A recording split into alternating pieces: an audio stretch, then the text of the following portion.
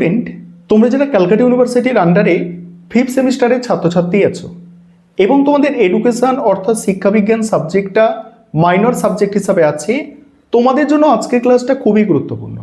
আজকের ক্লাসে তোমাদের 5th সেমিস্টার এডুকেশন মাইনরের প্রথম যে পেপারটি আছে গাইডেন্স অ্যান্ড কাউন্সেলিং, এই পেপারটা তোমরা যারা অনার্সের স্টুডেন্ট তোমাদেরও প্রথম মাইনর এবং তোমরা যারা এমডিসি কোর্সের স্টুডেন্ট তোমাদেরও এটা প্রথম মাইনর পেপার।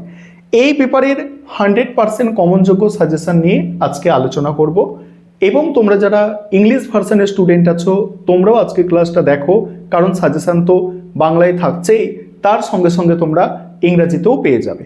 এবং আরেকটা বিষয়, তোমরা কেবলমাত্র সাজেশন নয়, এই পেপারের অনেকে মক টেস্টের প্রশ্নপত্র চাইছিলে, আজকে তোমরা মক টেস্টের প্রশ্নপত্রও তোমরা পেয়ে যাবে এই পেপারের উপরে। তাহলে সম্পূর্ণ বিষয়টা আমি স্ক্রিন রেকর্ডের মাধ্যমে আলোচনা করছি, তোমরা স্কিপ না করে প্রথম থেকে শেষ পর্যন্ত ভালো করে বুঝে নাও। প্রথমে তোমরা সাজেশনটা দেখে নাও, তারপর তোমাদের মক টেস্টের প্রশ্নপত্র নিয়ে আলোচনা করব। তোমাদের MN3 পেপার যেটি আছে, MN3 পেপারের নাম হচ্ছে গাইডেন্স অ্যান্ড কাউন্সেলিং। এই পেপারের সাজেশন তোমরা প্রথমে দেখো। প্রথমে ইউনিট 1 থেকে 10 নম্বরের যেসব প্রশ্ন তোমরা তৈরি করবে দেখে নাও। প্রথম প্রশ্ন হচ্ছে নির্দেশনার সংজ্ঞা দাও এবং নির্দেশনার কার্যাবলী আলোচনা করো। দ্বিতীয় প্রশ্ন হচ্ছে মাধ্যমিক বিদ্যালয়ে নির্দেশনার প্রয়োজনীয়তা আলোচনা করো।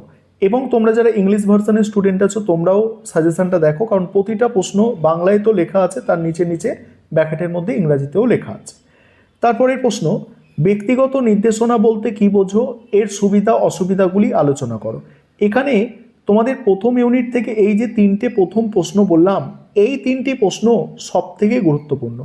এছাড়া দেখো দলগত নির্দেশনার সংজ্ঞা দাও, একক নির্দেশনার সঙ্গে এর পার্থক্য আলোচনা করো। অর্থাৎ একক নির্দেশনা ও দলগত নির্দেশনার মধ্যে পার্থক্য এবং দলগত নির্দেশনার সুবিধাগুলি ব্যাখ্যা করো। তারপরে আছে দেখো একটি উত্তম বিদ্যালয় নির্দেশনার কার্যক্রমের জন্য প্রয়োজনীয় উপাদানগুলি আলোচনা করো। এবার প্রথম ইউনিট থেকে 5 নম্বরের প্রশ্ন, প্রথম ইউনিট থেকে 5 নম্বরের যেসব প্রশ্ন করবে দেখো। প্রথম প্রশ্ন আছে নির্দেশনার কার্যাবলী উল্লেখ করো। দ্বিতীয় প্রশ্ন আছে একটি ভালো বিদ্যালয় নির্দেশনা কর্মসূচির জন্য প্রয়োজনীয় উপাদানগুলির নাম উল্লেখ করো। একটি ভালো বিদ্যালয় নির্দেশনা কর্মসূচির জন্য প্রয়োজনীয় উপাদানগুলির নাম উল্লেখ করো। তারপরেই আছে দলগত নির্দেশনার 5টি সুবিধা উল্লেখ করো। দলগত নির্দেশনার 5টি সুবিধা, আর এখানে যেগুলো স্টার দেওয়া আছে এগুলো মোস্ট ইম্পর্টেন্ট প্রশ্ন। তারপরে আছে ব্যক্তিগত নির্দেশনার সুবিধা অসুবিধা, আর মাধ্যমিক শিক্ষান্তরে নির্দেশনার প্রয়োজনীয়তা সংক্ষেপে লেখো। এবারে দেখো ইউনিট 2 থেকে দেখে নাও। ইউনিট 2 থেকে 10 নম্বরের প্রশ্ন। 10 নম্বরের প্রশ্ন, প্রথম প্রশ্ন হচ্ছে মোস্ট ইম্পর্টেন্ট প্রশ্ন, শিক্ষামূলক নির্দেশনার সংজ্ঞা দাও। শিক্ষার বিভিন্ন স্তরে শিক্ষামূলক নির্দেশনার কাজগুলি আলোচনা করো। পরের প্রশ্ন বৃত্তিমূলক নির্দেশনা। বৃত্তিমূলক নির্দেশনা বলতে কি বোঝো, শিক্ষার বিভিন্ন স্তরে বৃত্তিমূলক নির্দেশনার কাজগুলি আলোচনা করো। তারপরেই আছে ব্যক্তিগত নির্দেশনা, এর অর্থ ও কিশোরদের জন্য এর গুরুত্ব আলোচনা করো। ব্যক্তিগত নির্দেশনার অর্থ এবং কিশোরদের জন্য এর গুরুত্ব আলোচনা করো। তারপরে আছে আধুনিক শিক্ষা ব্যবস্থায় বৃত্তিমূলক নির্দেশনার কার্যাবলী সংক্ষেপে আলোচনা করো। এবার 5 নম্বরের প্রশ্ন দেখো। 5 নম্বরের প্রশ্ন, প্রথম প্রশ্ন ইউনিট 2 থেকে শিক্ষার বিভিন্ন স্তরে শিক্ষামূলক নির্দেশনার কাজগুলি সংক্ষেপে লেখো। পরের প্রশ্ন আছে বৃত্তিমূলক নির্দেশনার গুরুত্ব লেখো। তারপরের প্রশ্ন আছে দেখো কৈশোরকালে ব্যক্তিগত নির্দেশনার প্রয়োজনীয়তা আলোচনা করো। তারপরে ব্যক্তিগত নির্দেশনার সুবিধাগুলি লেখো। এবারে 3 নম্বর ইউনিট অর্থাৎ শেষ ইউনিট থেকে তোমরা 10 নম্বর এবং 5 নম্বরের প্রশ্নের সাজেশন দেখো। তারপরেই তোমাদের মক টেস্টের প্রশ্নপত্র নিয়ে আলোচনা করব। মক টেস্টের প্রশ্নপত্রে 2 নম্বরেরও প্রশ্ন থাকবে এবং সেখানে তোমরা বুঝে নিতে পারবে যে এই সাজেশনের মধ্যে থেকেও কোন প্রশ্নগুলো বাছাই করে মক টেস্টের প্রশ্নপত্রের মধ্যে নিয়ে যাওয়া হয়েছে, অর্থাৎ কোনগুলো আরও গুরুত্বপূর্ণ এর মধ্যে। 10 নম্বরের প্রশ্ন এই ইউনিট থেকে দেখো পরামর্শদানের সংজ্ঞা দাও, এর গুরুত্ব ও পরিধি আলোচনা করো। পরের প্রশ্ন পরামর্শদান কৌশল নির্দেশমূলক, অনির্দেশমূলক ও সমন্বিত আলোচনা করো। তারপরে আছে দেখো সমন্বিত পরামর্শদানের বৈশিষ্ট্য ও সুবিধাগুলি আলোচনা করো। সমন্বিত পরামর্শদানের বৈশিষ্ট্য ও সুবিধাগুলি আলোচনা করো। প্রত্যক্ষ ও পরোক্ষ পরামর্শদানের সংজ্ঞা ও পার্থক্য ব্যাখ্যা করো।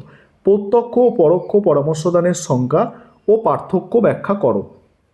এখানে প্রথম 4টে প্রশ্নই গুরুত্বপূর্ণ আছে এবং এখানে আরও একটি প্রশ্ন এক্সট্রা দেওয়া আছে, ব্যক্তিগত ও দলগত নির্দেশনার অর্থ ও গুরুত্ব আলোচনা করো। তারপরে 5 নম্বরের প্রশ্ন, ঐচ্ছিক বা সমন্বিত পরামর্শদানের বৈশিষ্ট্য উল্লেখ করো। নেক্সট আছে পরামর্শদানের পরিধি সম্বন্ধে সংক্ষেপে লেখো। পরের প্রশ্ন আছে দলগত পরামর্শদানের গুরুত্ব আলোচনা করো। পরের প্রশ্ন প্রত্যক্ষ পরামর্শদানের বৈশিষ্ট্যগুলি উল্লেখ করো।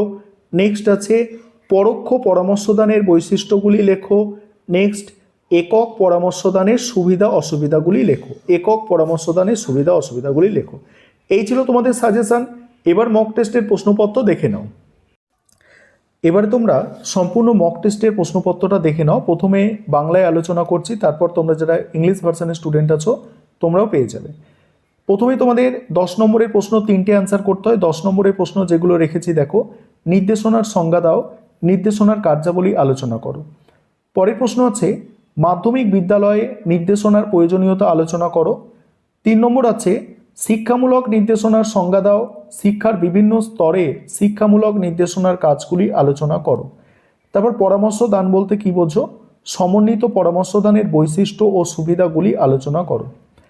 এবারে 5 নম্বরের প্রশ্ন 5টি অ্যান্সার করতে হয়। 5 নম্বরের প্রশ্নগুলো দেখো, একটি ভালো বিদ্যালয় নির্দেশনা কর্মসূচির জন্য প্রয়োজনীয় উপাদানগুলি কি কি। তারপরে আছে দলগত নির্দেশনার 5টি সুবিধা উল্লেখ করো। নেক্সট আছে বৃত্তিমূলক নির্দেশনার গুরুত্ব সংক্ষেপে লেখো। কৈশোরকালে ব্যক্তিগত নির্দেশনার প্রয়োজনীয়তা আলোচনা করো। নেক্সট হচ্ছে পরামর্শদানের পরিধি সম্বন্ধে সংক্ষেপে লেখো। নেক্সট প্রত্যক্ষ বা নির্দেশকমূলক পরামর্শদানের বৈশিষ্ট্যগুলি উল্লেখ করো। নেক্সট ব্যক্তিগত নির্দেশনার সুবিধা অসুবিধাগুলি সংক্ষেপে লেখো। এবার 2 নম্বরের প্রশ্ন দেখো, নির্দেশনার সংজ্ঞা, তারপর ব্যক্তিগত দলগত নির্দেশনার পার্থক্য, বৃত্তিমূলক নির্দেশনা কাকে বলে, শিক্ষামূলক নির্দেশনার 2টি লক্ষ্য উল্লেখ করো, পরামর্শদানের সংজ্ঞা দাও, পরামর্শদানের 2টি গুরুত্বপূর্ণ গুণের উল্লেখ করো, প্রত্যক্ষ ও পরোক্ষ পরামর্শদানের মধ্যে পার্থক্য, সমন্বিত পরামর্শদান কি, তারপরে ক্যারিয়ার কর্নার বা বৃত্তিমূলক তথ্য কেন্দ্র কি, নির্দেশনার ক্ষেত্রে ব্যবহৃত যে কোনো একটি কৌশলের নাম লেখো, সহপাঠক্রমিক কার্যাবলী নির্দেশনায় কিভাবে সাহায্য করে। নেক্সট বিদ্যালয়ে পরামর্শদান কেন প্রয়োজন, বিদ্যালয়ে পরামর্শদান কেন প্রয়োজন।